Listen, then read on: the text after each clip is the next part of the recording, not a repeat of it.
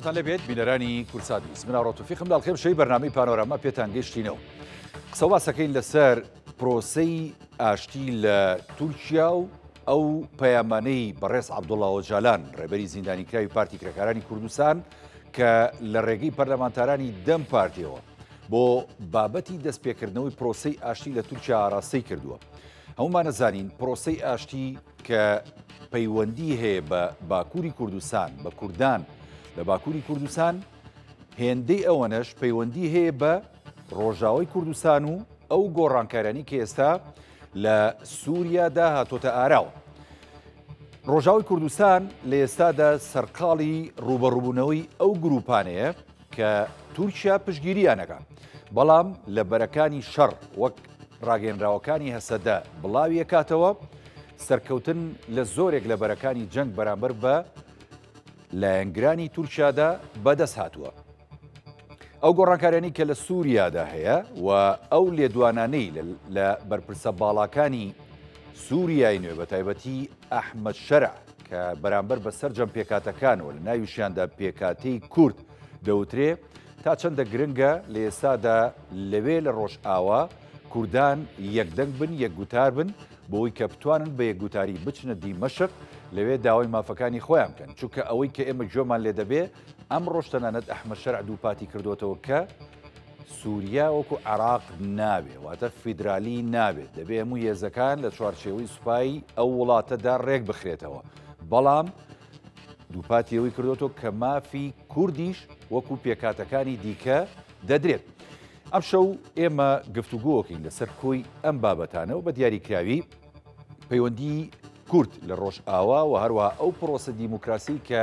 ئێستا بڕیارە لە تورکیا دەست پێ بکات تا چەندەمانە کاریگەر و گرێدراون بەیەکەوە. ئەگەر ئەم پرۆسەی لە تورکیادا سەرکەوتوو بێ دۆخی ڕۆژاوی کوردستان چی لێ دێت؟ چونکە مازانین ینی سنوورێکی دوور و درێژی ڕۆژاوی کوردستان بە تورکیاوە. گفتوگۆکەین لەسەر ئەم بابەتە بە میوانداری بەڕێز کاکۆزان ئەفرینی نووسەر و چاودێری سیاسی کە بە سوپاسەوە لە بەرنامەی پانۆراما لە سۆدۆ لەگەڵما. بەخێربێ کاکۆزان. سپاس. ینی کۆمەڵێک گۆڕانکاری بەڕێوە قاوەکە شەتوانی بخۆیتەوە حەزەکەی تامێشی بەزانە چۆن قاوەکەم. کۆمەڵێک گۆڕانکاری گرنگ بەڕێوە ینی لە ناوچەکە کاکۆزان ئەوەی کە ئەگوزارێ بە دیاریکراوی ئێمە ئەمانەوە جارە سەرەتا باز لە پرۆسەی ئاشتی لە تورکیا بکەین و ئەو دەستپێشخەرانی کە هەیە بە تایبەتی ینی دەستپێشخەری ینی لایەنی تورک هەیە و لە چەند ڕۆژی ڕابردووشدا بینیمان ینی دوو پەرلەمانتاری دەم پارتی چوونە ئیمرالی چیان بە بەڕێز ئۆجالان کەوت، ئەویش بە هەمان شێوە دەستپێشخەری هەیە بۆ ئاشتی و بۆ ڕێخستنەوەی نێوماڵی کورد و تورک بە برایەتی ئەو وەکو ناویناوە.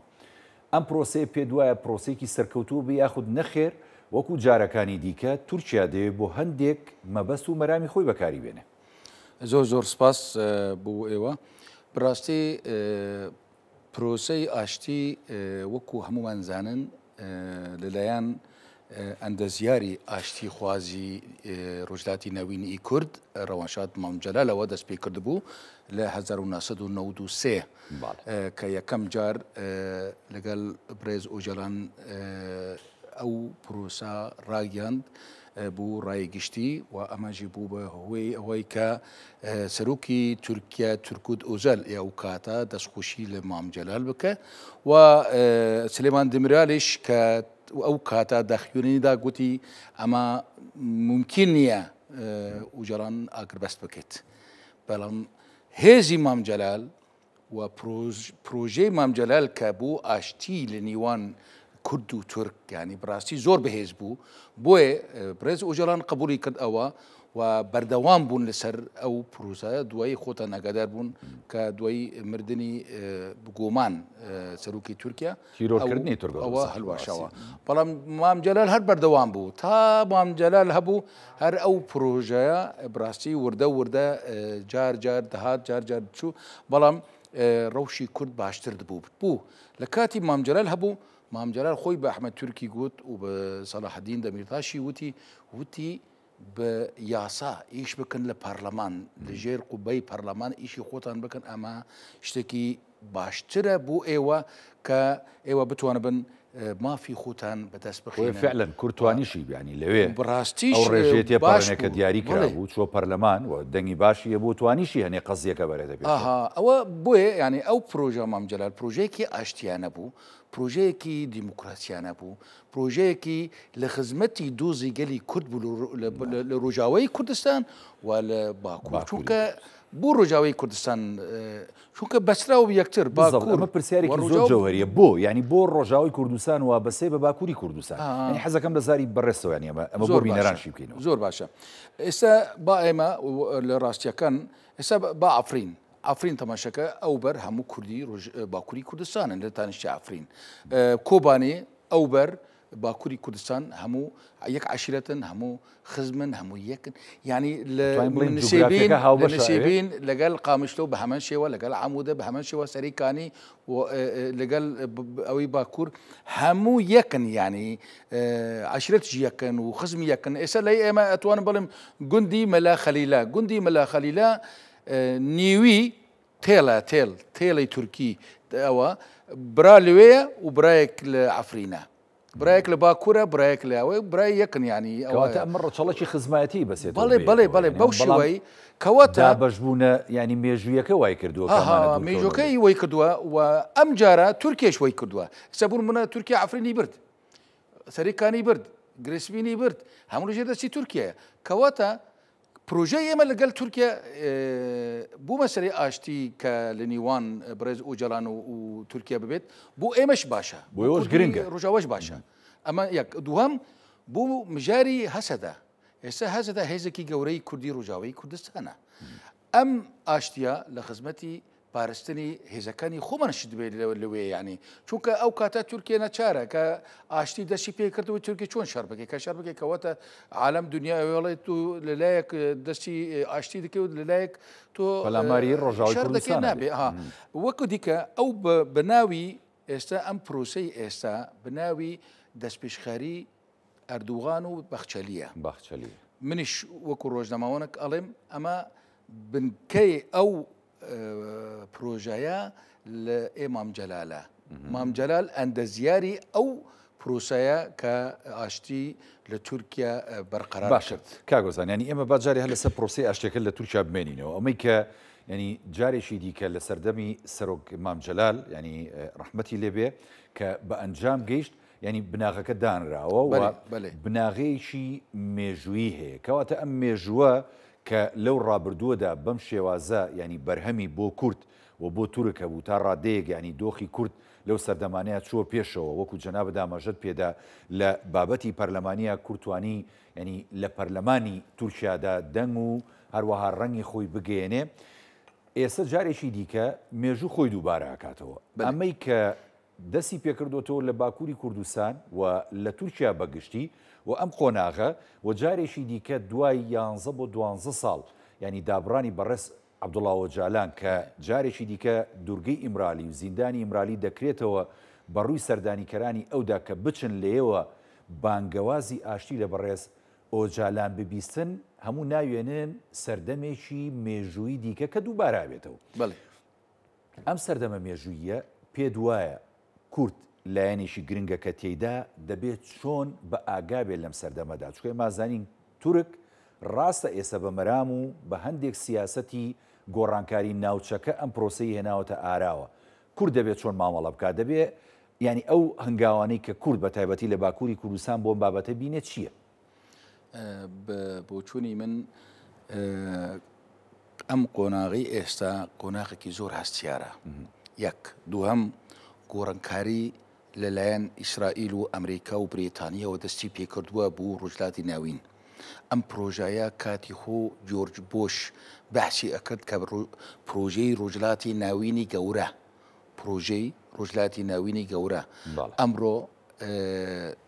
نێتنیاهۆ بەحسەکەی ئەڵێ من ئەم نەخشە ئەگۆڕم نەخشی ڕۆژلاتی ناوین کەواتە هەموو بەسراوە بە یەکتر بۆیە ئەم قۆناغە ئەگەر هەم بوو کورد هەم بوو تورکیا ئەگەر تورکیا هەوڵی بدە ئەم کێشەیی کە هەیە لە نێوان کورد و خۆیان چارەسەر بکەن ئەو کاتە تورکیا ڕزگار دەبێت لەو کێشەیە چونکە بەڕاستی ئەگەر تورکیا سەرروشکی بکە و بەردەوام بێت لە سەرکوتکردنی کورد تورکیا پارچە دەبێت و تورکیا خۆی تا ئێستا هەموو تورکەکان لەوێ ئەترسن کە وڵاتی ئەوان بەرپارچە ببێ چونکە ئەزانێ ژماری کورد زۆرە و ئەزانەی کورد ئاشتی خۆزە کورد شارخۆز نییە بەڵام لە کاتێک کە تۆ بەردەوام لە چاوساندن ڕای گشتی جیهانیش قبول ناکە و ئەو پرۆژەی تازای ڕۆژلاتی ناوین ئەوە تورکیژی خۆی دەگرات ئەگەر تورکیا ئەم کێشەیە چارەسەر نەکێ بۆیە ئێستا تورکیا ناچارە دەست پێشخەری بەخچەلی و ئەردوغان دەست پێ بکەن بۆ شێوایی بۆ ئەوەی لەگەڵ بەڕێز ئوجەران دانشن و کێشە چارەسەر بکەن و پێم وایە ئەگەر ئەم کێشەیە چارەسەرژی نەبێ تورک زرار دەبینێ ئەنجە کورد دەرەجی یەکەم زەرمەند تورکە بەڵێ تورکە ئەوەی دووەم تەبان کوردە کورد چونکە داوای ئاشتی دەکات ئێستا بوونمونە لە باکووری کوردستان چارەسەر ببێت ئێمە وەکو ڕۆژاوای کوردستان استراحەت دەکەن کێشەمان نامێنێت چونکە ئێستا کێشەمە لەگەڵ کیە تاوان ڕۆژاوی کوردستانیش بەشێکە بێت لە چارەسەرێکە یخۆتۆ بەڵێ بەشێکی گرینگە بەشێکی گرنگە بێت و ئەگەر لە ڕۆژاوای کوردستان و لە باکوور کێشە چارەسەر بوو کێشەی هەریمی کوردستانیشی چارەسەر دەبێت هەریمی کوردستان لەو دوور پێچە نامینێ لەو شەڕ و هەڕەشە و ئەوەنە نامینێ ئەوە لەگەڵ باکووری کوردستان لەگەڵ ڕۆژاوای کوردستان بە ئازادانە جمهوری جۆری کاری خۆی دەکات ئیش دەکات هەموو ئەو کاتا مەترسی لەسەر باشووری کوردستانیش نامینێ بڕاستی بۆیە پێم وایە ئەم پرۆسەیە ئەگەر سەرکەوتوو بێت بۆ هەموو گەلی کورد باشە بۆ هەموو گەلی کورد باشە یەکگرتووی کورد ینی و یەکگوتاری کورد تا چەندە گرنگە چکە تۆ باست لە هەرێمی کوردستان کرد باست لە ڕۆژاوی کوردستان کرد باست لە باکووری کوردستان کرد ئێستا ئەم ینی سێ لایە تا چەندە دەبێ یەکگوتار بن و پشتیوانی یەک بن بۆەوەی کە بە تایبەتی ئێستا ینی ئەو دۆخی کە لە ڕۆژاوی کوردستان هاتۆتە ئاراوە پێویستی بە هاوکاری و پاڵپشتی هەموو کوردان هەیە لە پارچەکانی دیکەەوە ئەم قۆناغەشی کێسە بە قۆناغیشی مێژووی لە تورکیا ناو دەبرێت کە جارێکی دیکە دەستپێکردنەوەی پرۆسەی ئاشتی و قسەکانی ژوایە بۆ ئاراسەیە کە دەوترێت لەوەچێت لە ساڵی نوێدا لە ئایندێشی نزیکدا بە ڕێز عەبدوڵڵاوە جالان لە زیندان ئازاد کرێ ئێمانە هەمووی قۆناغی تاریخی و مێژووین بۆ کورد ئەگەر یەکگرتوو نەبێت لە هەموو پارچەکان ئەگەر یەکگوتار نەبێ ئەگەر پاڵپشت و پشتیوان نەبێ بۆ پارچەکانی دیکە پێ دوایە سەرەکەوێت لەم قۆناغاستیارەدا کە ڕۆژەڵاتی ناوینەکو جەنابەت ئاماژەت پێدا لە گۆڕانکاریشی گەورەدایە پێم وایە کورد تۆ بڵێ هەموو کورد ببێ بیەک ئەوە مەحاڵە بۆ یەکگوتاری ئەڵێم بەڵێ یەکگوتاری منیش پێم وایە یەکگوتاری گرینگە یەکگوتاری بۆ نمونە کێماڵی یەکگوتاری لە هەرێمی کوردستان و یەکگوتار بین بەرامبەر بە ڕۆژئاوا بەڵێ یەکگوتاری یەک هەڵوێستی ئەمە زۆر گرینگە بوو کورد ئەگەر یەکژی نەگرن با لەسەر هەڵوێستی خۆیان بوو کەوتەکانی پارێزنی دەستکەوتەکانی کورد لە ڕۆژئاوای کوردستان و لە باشووری کوردستان یەک بن ئێستا بوو نمونە نایارەکانی کورد لە ناو یەک بوو بەرژوەندی خۆیان ناکووکن بەڵام کەیت بوو کورد کووکن لەسەر بەرژوەندی لەسەر کورد ئێمەش بوو بەرژوەندی خۆمان بەرژوەندی گشتی گەلی خۆمان با ئێمە کۆک بن با لە ناو خۆمەدا وەکو حیزب وەکو لایەنی ئەیدۆلۆژی و ئەوەنە با ئێمە زۆر احتیادیە ناکۆکی زۆر باشە بلاکس بە پێچەوەنە ناکۆکی پێشکەوتن دروستەکە ینی تشتی گرنگ دەردەخینەیە هۆڵێ بەڵام لە کاتێک کە تۆ ئەو ناکۆکیە بە شێوەیەکی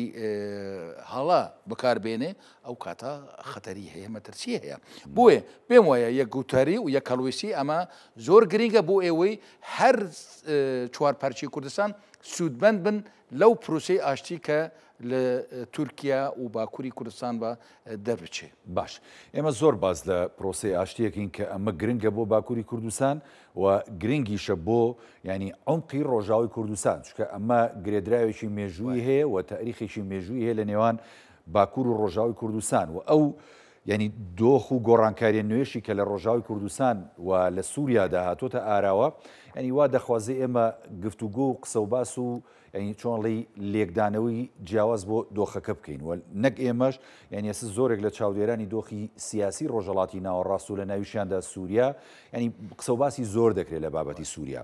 سووریا کە بەرەو ئەم گۆڕانکاریە نوێ ڕۆشتووە بە شارەسەد نەماوە لە دەسەڵاتدا و ئێستا ئەوەی کەیبینی ئێمە لە لووتکەی دەسەڵات و هەرەمی بڕیاردان لە سووریا بەرەی تەحریر و شام و لەسەر وەموشیانەوە ئەحمەد شەرعە ینی ئێستا کۆمەڵێک لێدوانی نوێشمان بینی ئەمڕۆلی بە تایبەت سەبارەت بە کورد ئەم لێدوانە نوێیانەی بەرپرسە باڵاکانی سووریای نوێ بۆ کورد بە دیاریکراوی ئەتوانین بڵین بۆ ئێستا ئیجابی یاخود نەخێر کورد دەبێ لەوێش بەڕاستی یەکگرتوو بێ و یەکگوتار بێ و لایەنە ناکوان بەڕاستی فریای خۆیان بکەون چکە بۆی ئەم دەرفەتەی هەیە لە کیسیان نەچێت بەڕاستی دوای ڕووخاندنی ڕژیمی باس لە سووریا دەسەڵاتی بەرەی نەسرا کە پێڵێن هەیە تاریخ شام ئەمە ئێستا بوو بە حکوومەتی ئینقاز یعنی ئەو حکوومەتی بچووکی ئینقازی بەرەی نەسرا کە لە ئودلێب دروستیان کردبوو گواستنەوە بوو دیمەشق بوو بە ئێ هەموو سووریا کاتی خۆت تەنەها حکوومەتی ئودلێب بوو لە حکوومەتی ئودلێب بوو حکوومەتی هەموو سووریا هەمان وەزیرن هەمان ئەحمەد شەرعە هەمان ئەو کەسانانە کاتی خۆ ئەحمەد شەرع ناوی محەممەد جوولانی بوو ئەبوو محەممەد جوولانی ئێستا بوو بە ئەحمەد شەرع کەواتە بوو بەرژەوەندی کورد چییە؟ کورد ئەبێ هەوڵ بدە یەک گوتاری کە ئێستا باسمان کرد یەک گوتاری و یەک هەڵویستی بێ ئەگەرژی نا بەڕاستی پێم وایە لایەنی کوردی ئەوەی کە دوور دەکەوێ ئەوەی خۆی جیا دەکێتەوە ئەو زرار دەکێت ئەوەی کە ئەڵێ فەرم و وەرن لە قامش ئێمە دانشن وەرن لە عامود ئێمە دانشن وەرن لە کوبانە ئێمە دانشن با پێکوە بچن بوو دیمەشق بەس لێرە شتێک هەیە پێم وایە شەرت نییە کورد بچێ بوو دیمەشق بە بووچوونی خۆم چونکە کورد سەر خاکی خۆی ئێستا و هێزێکی هەیە هێزێکی زیاتر لە 150,000 کەس کە پەروەردەی هەوپەیمانی نیودەوڵەتیە ئەمریکاش پاڵ ئەمریکا سەرپەرشتی دەکات و پشتیوانی دەکات و برێتانیا و فەرەنسا و ئەڵمانیا و هەمیان بۆیە پێم وایە پێویست ناکێت کورد خۆی زۆر زۆر هیلاک بکێ بۆ بچێ بوو دیمەشق ئەوە ئەحمەد شەرع دهۆنی لە ئەلعەرەبیە حەدەث قسەی کرد وتی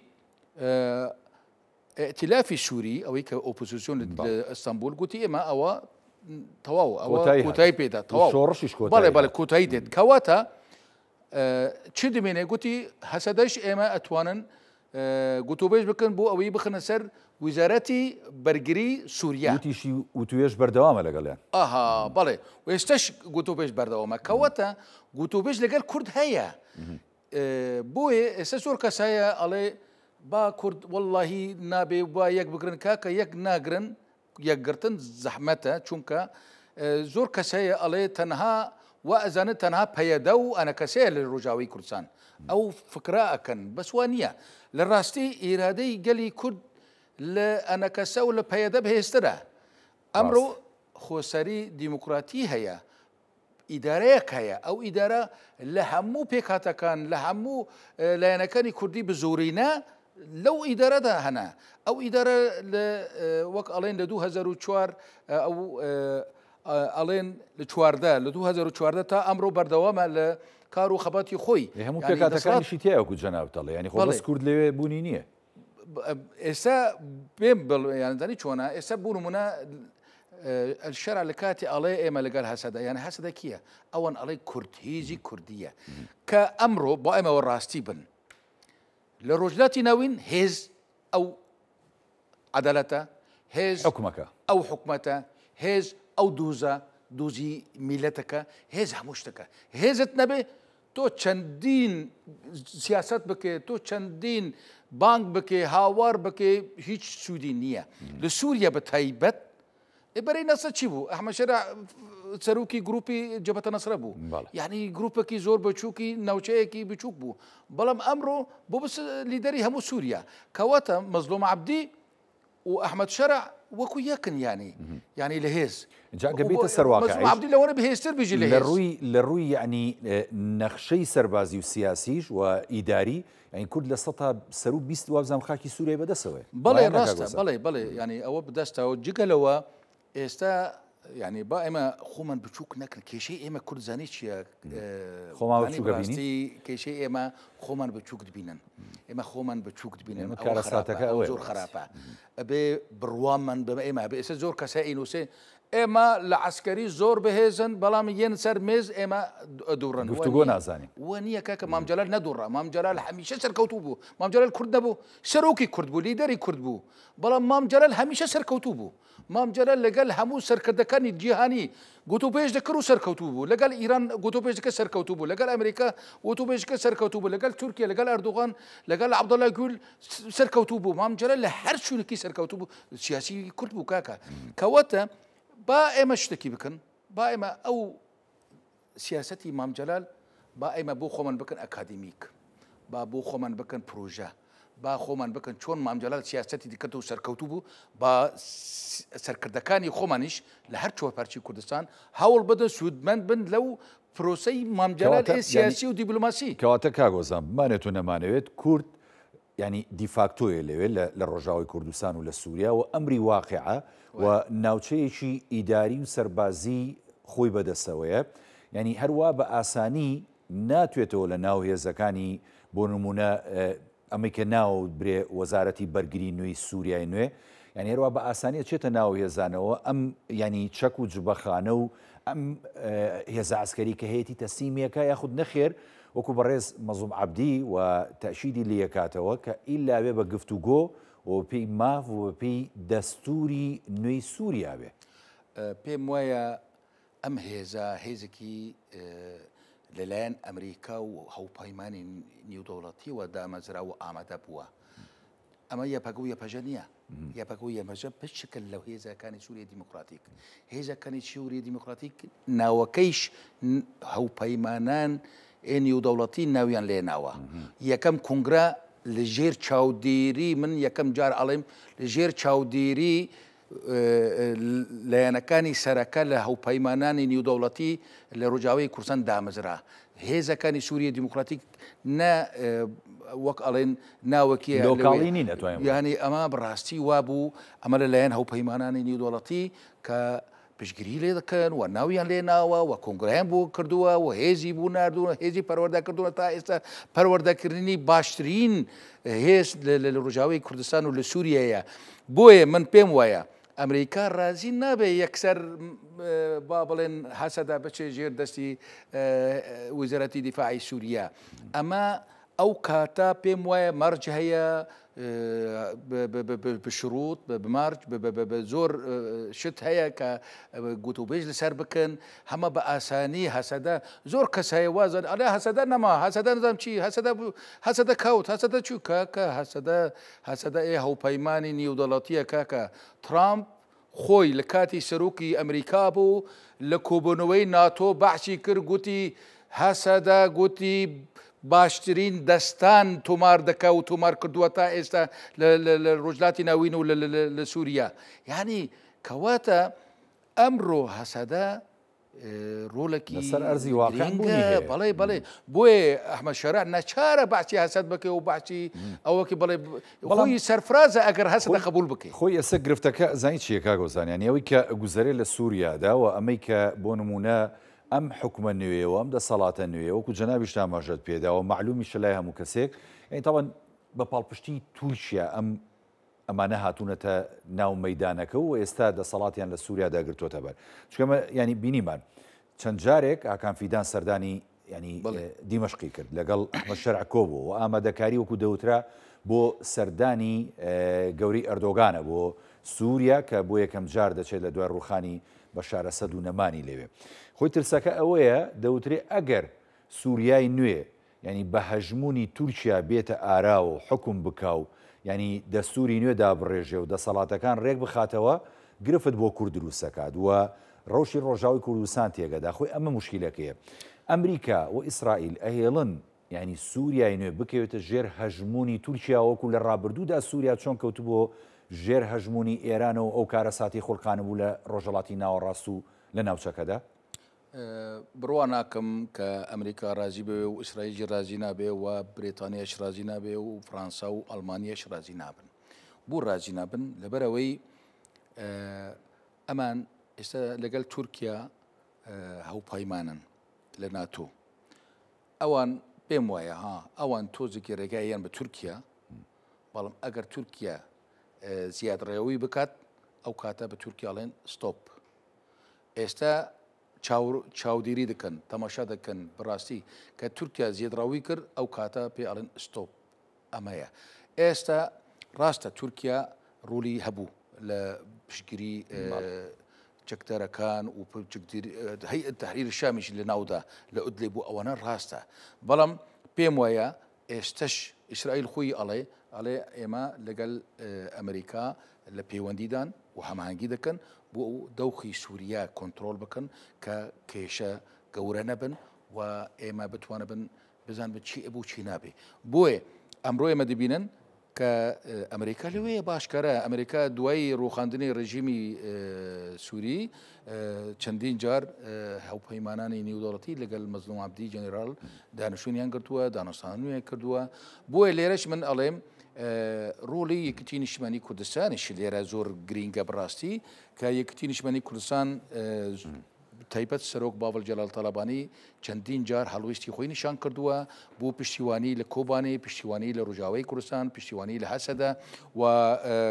خۆتان ئاگادار بوون 2 ساڵ لەموبەر لە ڕەوشکی زۆر مەترسیداردا کە تورکیا هەڕەشەی لە ناوبردنی کرد بۆ ڕۆژاوی کوردستان ئەو کاتە یەکسەر سەرۆک باوەڕ لەگەڵ فەرمانداری گشتی هێزەکانی هەوپەیمانانی دەوڵەتی پێکەوە چوون بوو لای بڕێز جێنەرال مەزلوم عەبدی ئەمانە هەموو من پێم وایە دەوخەکی دروست دەکات کە تورکیا خۆی تووشی غەڵەتی ناکات تورکیا بەڵام ینی بیرمان نەچێت لە ڕابردووشە ینی ئێمە کۆمەڵێک مەترسی گەورەمان بینی لەسەر ڕۆژاوی کوردستان تەنانەت ئێستش ینی تا ئەم مەترسیانە بەردەوامەوە تا تورکیا پەلاماری بۆ نمونە منبەجەدا لەو لاوە پەلاماری کۆبانێ دەدا ینی ئەفرینی داگیر کردووە ئێخۆ بۆ نمونە ئەگەر بە واقعی کورد لە ڕۆژاوی کوردستان کە هاوپەیمانی ئەمریکا و بریتانیا و ئیسرائیل بێت ڕاستەوان بۆ نمونە لە کۆنگرە ڕۆژنامە نووسیەکانیانە یاخود لە دەرکەوتنەکانیانە لە ئەوانەی کە کۆنفرانسی نێودەوڵەتین بۆ بابەتی ئاشتەوایی یاخود بۆ هەر بابەتێکی دیکە لە جیان بەڕێوەچێ ناوی کوردێن و ناوی ڕۆژاوی کوردستان دێنن بەڵام خۆ نەیانتوانی ستۆپ بە تورکیا بکەن لەوەی کە بۆ نمونە نێتە ناو خاچی ڕۆژاوی کوردستانەوە سنووری سووریا نەبەزێنێ وایە ناکات گۆزان بە دیاریکراوی ئەوەی کە دەگوزارێت لە ڕۆژاوی کوردستان و لە سووریادا و لە چوارچەوەی ئەو داواکاریانەشی کە هەیە من حەزەکەم ینی ئەوە بزانم لە زاری بەڕێستە وەکو چاودێرێکی سیاسی ڕۆژنامە نووسێک کورد لە ڕۆژاوی کوردستان بە دیاریکراوی لە سووریای نوێدا چیانەوێ چۆ لە زاری خۆیانەوە بۆ نمونە بەڕێز مەزلوم عەبدی ئەڵێ ئێمە فیدرالیمان ناوێ ئەی چیتانەوێ لە چوارچەوەی حکومڕانی نوێی سووریادا ئەوان دەخوازن چی بن بە حەقەت وەکو دیارە ئێستا ئیداری زاتی هەیە برێوبەری خۆسەری هەیە ئەمانە ئەم نموزۆجە باشتریان بینیەوە بەو شێوەی بێت چونکە مادامکی هەموو سووریا فیدرالی نایەوێ و ئەحمەد شەرەج باسی کردووە تا 4 ساڵ کەس باسی گۆڕانکاری نابێ بکرێت ئێمەش ئەو ناوچەی خۆمان هەیە وەک خۆی دبینێت ئەمە ئەمریکاش رازیە ئەمریکاش رازیە ئێستا ئەوە وەکو خۆی ببینێت ڕاستە تورکیا هەوڵی دەدا بوو داگیرکردنی کۆبانە یا هەندی ناوچەی دیکە پێم وایە ئەگەر تورکیا وای بکات تورکیا زرار دەکات چونکە تورکیا بۆچی ترس لە کووردە با کێشەکەی کورد چارەسەر بکە ئێستا ئەم پرۆژە باشە کە لەگەڵ ئۆجەڵان ئەو پرۆژە باشە زۆر هێورەکاتەوە بێدەنگێکە یاخود ڕازیەکات لە بابەتەکە بۆی کە وازە ڕۆژاوی کوردستان بێنێ واز لێ ناهینێ واز لێ ناهینێ بەڵام چی لەوەنەی کەمتر ینی تۆزەکی نەرمتر ببێت واقعی بین ینی ئەوەی کە هەیە لە ینی لە بابەتی ئاشتەوایی و ینی چۆن ڵی پەیامەکانی بەڕێز عەبدوڵڵا ئۆجالان بۆ بابەتەکە ینی ئەو لە داهاتووەکو دەوترێ پەیامی بۆ قەندی لەبێت و پەیامی بۆ ڕۆژاوی کوردستانی ژەبێت ئەنی چکەمانە گرێدراوی یەکن ئەگەر ئەم پەیامانەی بەڕێز عەبدوڵڵا ئۆجالان چکە تەنانەت ئەمڕۆژ ینی پەروین گۆڵدانەوەی وتووە کاڵێ جارێشت زۆر ماوە ئاشکرایکەین بابەتەکان ئەرێنین هێشتا هیچمان نەوتووە ینی واڵێ نازانمەگەری جۆت لێ بوو بیان نا ئەگەر لە داهاتووە پەیامێکی ڕاستەوخۆ لە بەڕێز عەبدوڵڵا ئۆجالان بۆ ڕۆژاوی کوردستان هەبێت و هەروەها بۆ قەندیلی شەبێت کاردانەوەی ئەم دوو لایەنە چیە بێت بۆ ڕابەری زیندانی کراوی پارتی کرێکارانی کوردستان پێم وایە ئەگەر ئەو پەیامە بە وردی و بە ڕێکوپێکی بگاتە دەستی لایەنەکانی پەیوەندیدار لە چیل قەندیل بێ چل ڕۆژاوای کوردستان بێ پێم وایە هەندێک گۆڕانکاری دەبێت و قبولکردنیشی دەبێت بەس لەوەنێ سەرەتا قبولیش یەکسەر نەبێ بەس پێم وایە لە ڕۆژاوای کوردستان چونکە ئێستا ئەبێ خۆیان گوتوبێژ بکەن یعنی یەکسەر نەتوانە بڕیار بدەن ئەبێ گوتوبێژ بکەن ئەبێ تەماشا بکەن ڕەوشەکە چۆنە بەڵام پێم وایە بە زۆرینە قبول دەکرێت یعنی بۆ قبول دەکرێت عەبدوڵڵا ئۆجەلان خۆ بەڕێز عەبدوڵڵا ئۆجەلان ئەو ناکێ یعنی بڕیار نادێ پیشنهار دەکات پیشنهار دەکات چونکە خۆی لە زیندانە نابێ بڕیار بدێت بەڵام پیشنهار دەکات کە پیشنهار دەکات گوتوپێش لەسەر دەکرێت لەلایەن سەرکردەکانی پەکەکە بێ یان ڕۆژاوای کوردستان بێ لە ڕۆژاوای کوردستان ئێستا زۆر کەسە ئەڵێ ئیشی پەکەکە بە ڕۆژاوای کوردستان چییە؟ خۆ عەبدوڵڵا ئۆجەلان لەوێ بوو پەکەکە لەوێ بوو و هەموو سەرکردەکانی کورد لەوێ بوون بەڕێز مەسعود بەرزانیش لەوێ بوو بەڕێز ڕەوشاد مامجەلاژی لەوێ بوو و هەموو سەرکردەکانی کورد لەوێ بوون ینی سووریا وا بوو شوێنێکی بوو کورد بوو ینی ئەوە بوو بەڵام لێرە پێویستی ئێمە بچی هەیە پێویستی ئێمە بۆی هەیە یەکتر قبولکردن یعنی ئێمە نەڵێ گرنگە ئەمە بوونمونە ئەیدۆلۆژی واز لێ بێنە بە ئەیدۆلۆژی تۆ هەبێ با حزبی تۆ هەبێ دیفاع لە حزبی خۆت بکە بەرەوەنی لە حزبی خۆت بکە حزبی خۆی خۆش ببێت بەڵام دۆزی کورد باشتر خۆش ببێ دۆزی کورد بە ئەساس بکرە بۆ خۆت چارەسەری کێشەی کورد بووە تۆ بە ئەساس بێ با حزبەکەت هەبێ حزبی خۆی خۆش بێ سەرۆکی حزبی خۆش بێ عیلاقەت خۆش بێ بەڵام دۆزی گەلی کورد بە خەتی سوور بێ بە هێڵی سوور بێ چونکە بوو چونکە تۆ لەو حزبای بەیانی تۆ لەو حزب دەرچی باشە ئێمەی کورد ینی دابش نەبووین بەسەر بەرژەوەندیە وڵاتانی کە هەیە لە ناوچەکەدا و وڵاتە هەرێمایەتیەکان هەندێک جاروامان لێ بکە ئەم بەرژەوەندیانی کە هەمانە لەگەڵە وڵاتانەدا ئەین چۆنەڵی لە ئاستی دۆزی کورد یاخود لە ئاستی یەکێک لە پارچەکانی دیکەی کوردستان هەندێک جار کەم تەرخەم بین یاخود نەتوانین بڕیارێکی ڕاست بدەین لەسەری بەڕاستی ئەو شتاژی هەیە ینی کەمترخەمی دەبێت بوو کەمترخەمی دەبێت چونکە بەڕاستی ئێمە وەکو کورد لە نێوان چوار دەوڵەتی ناوچەکە دابش کراون ئەو چوار دەوڵەتە بەڕاستی کاتی خۆ عێراق زۆر بەهێز بوو ئیرانش بەهێز بوو تورکیش بەهێز بوو سووریەش بەهێز بوو سەردەمی حافز ئەسەد یعنی چوار دەوڵەتی زۆر بەهێز ناوچە بوون زانی ئەو شانسی خۆمان خراپ ئەوەیە بۆیە لێرە ئەبێت تۆ چۆن بتوانە بێ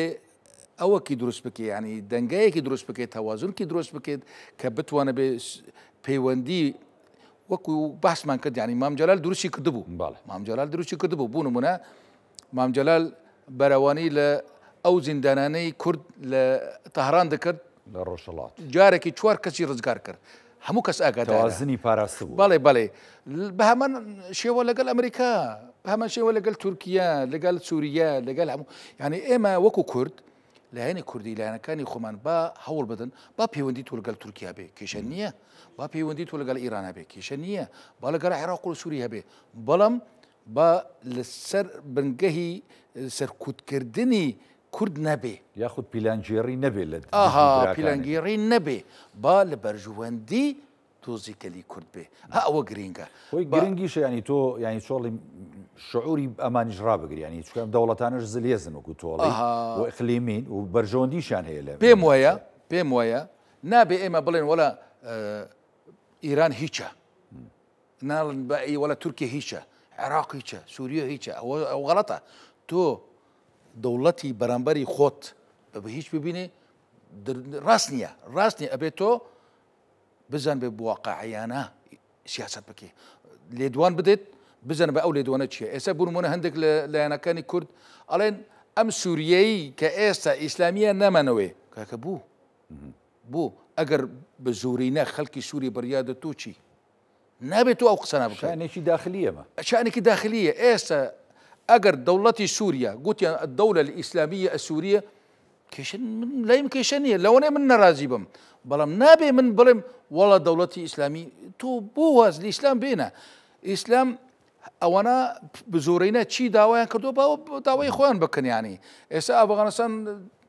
خۆتە ناگادار بەماوە چی بسەراتوە کۆماری ئیسلامی ئێران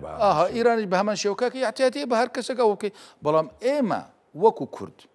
چیمان دەوێ وەکو کورد حەقی خۆمان دەوێ تەواو تۆ حەقی خۆت لە چارچەوەی شوێنەکەی خۆت لە ڕۆژاوای کوردستان بوونمونە ئێمە شوونمان هەیە باشە بەڵام ئێمە ئێستا ئەفرین دابەش بوو ئەفرین دابەشیان کردووە ئەفرین بردوونە بوو شوێنێکی دیکە ڕۆژلاتی فرات ینی ڕۆژاوای کوردستان کردن دوو بەش بەشی ڕۆژاوە ڕۆژەڵاتی فرات و ڕۆژاوای فرات ڕۆژاوای فرات ئەفرین بوو حەلەبە شەهبا و ناوچەی باب و عەزاز و ئەمانە ئێستا کورد تێدا زۆر کەم بووە ئەو کوردانی کە هەبووژی لە شەهبا بردیان بوو ڕۆژەڵاتی فرات تەماشەکە ئەمە سیاسەتێکی خراپە ئەم سیاسەتە ڕاست نییە ئەم سیاسەتە ڕاست نییە ئەگەر هەر لایەنێکیش بکەی غەڵەتە ئەگەر کوردیش بکەی غەڵەتە چونکە نابێ ئەفرین کە 1 ملیۆن ئینسانی تێدا هەبوو هەموو کورد بوو لە سەدا 98 ژما ئەوەیە دانیشتووی ئەفرین کورد بوو و ئەفرین نزیکی دەریای سپیە نزیکی ئەوروپا بوو و جوانترین شوون بوو 25 ملیۆن داری زەیتون هەیە داری زەیتون لەوێ ئێستا 1 بەرمیلی نەوت بە 130 دلارە 1 بەرمیلی زەیتی زەیتون بە 1050 دلارە زیاترە وابخوازیم شوێنت لە دەست ینی کەواتە چەند سوودی هەبوو لە ئەفرین ئێستا ئەفرین دەستمە چوو لایەنەکانی کوردی بێدەنگن هەموو بێدەنگن هەر کەس خەریکی ئیشی خۆیەتی بەڵام من وەکو خەڵکی ئەفرین من داواکارم ئەگەر لایەنەکانی کوردی ئەفرین بە ئەساس ناگرن و لبیریان چووە با وەکو عەرەب چۆن سیاست لەسەر فلەستین کرد کاکە ئێوە سیاست بکەن جار جار باسی ئەفرین بکەن کاکە با ئەفرین لە دەمی ئێوە هەبێ با لە پرۆژێ ئێوە هەبێ چونکە ئەفرین نەبێ ئێوە هیچن چونکە بڕاستی بێ ئەفرین کوردستان محاڵە تەکمیلە نابێ با کەس بەحسی سەرخۆبووینی کوردستان نەکەت بەبێ ئەفرین زۆر کەسای بەحسی دەوڵەتی کوردی دەکەن دەوڵەتی کوردی بەبێ ئەفرین دەوڵەتێکی نیمچایە و زەحمەتە زۆر زەحمەتە نابێت ڕاستی بۆیە ئەبێ هەر کەس هەوڵ بدێ پشتیوانی خەڵکی ئەفرین بکە و ئەو خەڵکی ئەفرین هاتوونە ڕۆژلاتی فرات بگار نەبوو ئەو شوونە با لە شوونی خۆیان بن هەر با ئێستا لەژێر دەستی سووریا بە بەڵام با وەکو جاران چۆن ئەفرین لە سەدا 98 کورد بوو پێش 2018 با بە هەمان شێوا بێ خەڵک بگاتە بۆ جێگە خۆی من ینی بڵێ من خۆم بڕاستی دوای شەهیدبوونی برای من کە لەم دوایە شەهید بوو من بڕاستی شەهید عەبدوڕەحمان کە من بەحزەکەم من دنیام بەردەم چام ڕەوش بوو بەشار ئەسەد من لە 94ەوە داواکارە ینی ئەوێ من بگرن ینی ڕژیمی سووریا من لەلایەن ئەمنی سیاسی و لەلایەن ئەمنی دەوڵەت من ینی ئەمری قەبز هەبوو لەسەر من بەڵام ئاخر ئێ مخابرات نەما ئەمنی دەولە ئەمنی سیاسی تا ئێستش هەبوو لەوانێ بەشار ڕۆشت الحەمدولله من خۆشحاڵ بووم بەڵام لەو کاتەوەش برایمی شەهید بوو ئەمە بۆ من دنیا ڕەش بوو بڕاستی دنیا ڕەش بوو بڕاستی چونکە ینی ئەم 2004 بوو من بوو ڕۆژێکی ڕەش ساڵێکە ڕەش بڕاستی بەڵام ئینشاءالله 2025 با کورد کاکە با دۆزی کورد ببێت من ئەو برای من ئەو کاتە خۆشحاڵ دەبم کە دۆزی کورد بەسەرکەوێت خۆی بە هەزاران و بە ینی چەندین شەهیدی داوە لە پێناو خاکەکەی لە پێناو ئازادکردنی ینی ئێستا بوونە هەرێمی کوردستان لە باشوور ئەوە لە ڕۆژاوی کوردستان تا ئێستا ژیانیەوە تا شەهید دەدرێت لە پێناوی خاشی کوردستانە بەو هیواین کە جەنابەت و هەموو کورد لە هەر پارچەیەکی کوردستان لە هەموو دنیادا ئینشاڵڵا لە 2025 کۆتایی ناخۆشیەکان بێ من زۆر سوپاس دەکەم کاک ڕۆژان ئەفرینی ڕۆژنامەنووس و چاودێری سیاسی کە لە بەرنامەی پانۆراما لەگەڵمان دووبارە بەخێر بێت بەڵێ بینەرانی بەڕێز دەڵخێم شەوی پانۆراماتان پێشکەش کرا خواتان لەگەڵ